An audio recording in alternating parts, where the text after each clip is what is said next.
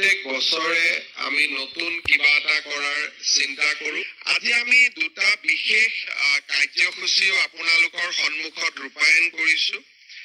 লখিমপুৰৰ কেবিনেটত আমি ৰাজ্যৰ কৰ্মচাৰী সকললৈকে জিৰ' কষ্ট অৰ্থাৎ কোনো প্ৰিমিয়াম নিদিয়াকৈ কেইটামান ইঞ্চুৰেঞ্চ সেৱা আগবঢ়াম বুলি আমি প্ৰতিশ্ৰুতি দিছিলোঁ। আজি ষ্টেট বেংক আৰু ইউনিয়ন বেংকৰ লগত হোৱা বুজাবুজিৰ চুক্তিৰ জৰিয়তে এই আঁচনিখন 1 জানুৱাৰীৰ পৰা কাৰ্যকৰীকৰণ হ'ল। এতিয়াৰ পৰা ৰাজ্য চৰকাৰৰ যিকোনো কৰ্মচাৰীৰ প্ৰাকৃতিক মৃত্যু হ'লেও তেওঁলোকে ষ্টেট বেংক আৰু ইউনিয়ন বেংকৰ পৰা 10 লাখ টকাৰ লাইফ ইঞ্চুৰেঞ্চ লাভ কৰিব। যদি প্ৰাকৃতিক হয়, ডিজিজৰ কাৰণে বেমাৰত মৃত্যু হয়, তথাপিতো চৰকাৰে আগবঢ়োৱা সুবিধাৰ উপৰিও তেওঁলোকে অতিৰিক্তকৈ আৰু 10 লাখ টকা লাভ কৰিব। ইয়াৰ উপৰিও যদি এক্সিডেণ্টেল ডেথ হয় 1 কোটি টকা তেওঁলোকৰ পৰিয়ালে পাব। যদি দুৰ্ঘটনাজনিত মৃত্যু হয়, দুৰ্ঘটনাত যদি তেওঁলোক পাৰ্মানেণ্ট ডিজেবল হয় 1 কোটি টকা পাব আৰু পাৰ্মানেণ্ট পাৰ্চিয়েল ডিজেবিলিটি হ'লে 80 লাখ টকা পৰ্যন্ত এই দুইটা বেংকৰ পৰা কৰ্মচাৰীসকলে লাভ কৰিব।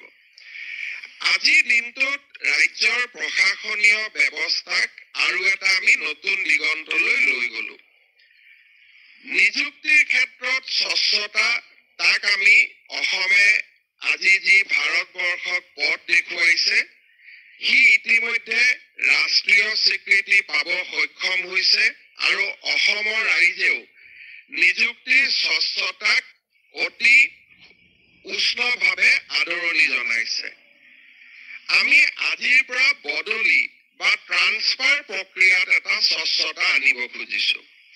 তৃতীয় আৰু চতুৰ্থ শ্ৰেণীৰ কৰ্মচাৰীসকলে ট্ৰান্সফাৰ বিচাৰি চৰকাৰী কাৰ্যালয় দুৱাৰে দুৱাৰে ঘূৰি ফুৰাটো এটা নিত্য নৈমিত্তিক কথা আছিলে।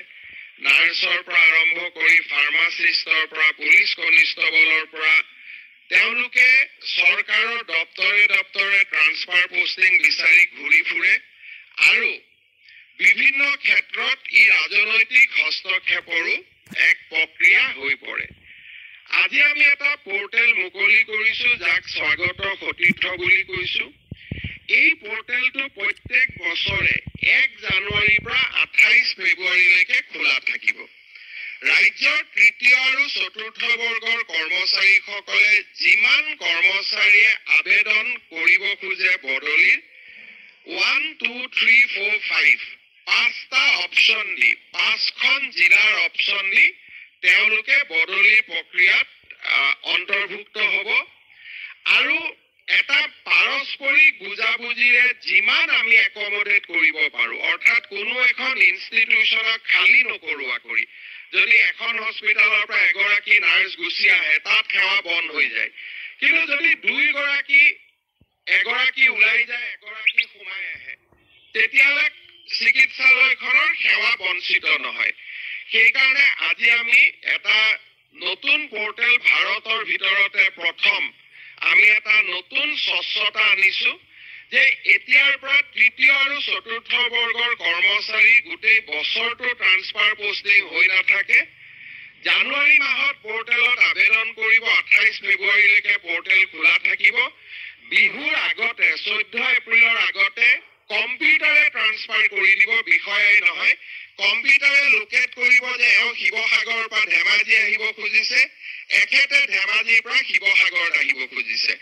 কম্পিউটাৰে তাক লোকেট কৰিব, কম্পিউটাৰে ডিচাইড কৰিব আৰু ডাইৰেক্টৰৰ ডিজিটেল ছিগনেচাৰত ট্ৰান্সফাৰ অৰ্ডাৰ ওলাই যাব। তাত মেনুৱেল হস্তক্ষেপ কাৰোৱে নাথাকিব। সেই স্বচ্ছতা আৰু এটা স্বচ্ছ নিযুক্তিৰ পিছত স্বচ্ছ বদলিৰ এটা নতুন প্ৰক্ৰিয়ালৈ আজি অসমে খোজ দিলে।